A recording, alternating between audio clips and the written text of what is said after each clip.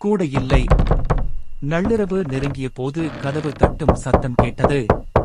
கதவைத் திறந்த பொன்னி வாசலில் நின்ற பெண்ணைக் கண்டு ஆச்சரியப்பட்டாள்.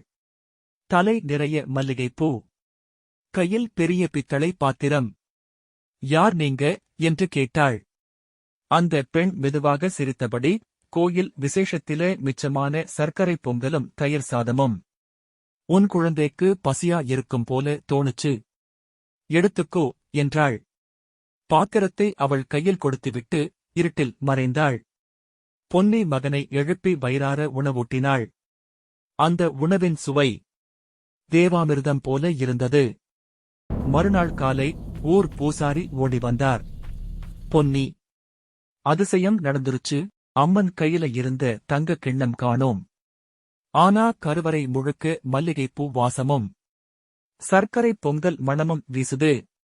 அந்த நொடி பொன்னியின் கண்களில் கண்ணீர் வழிந்தது.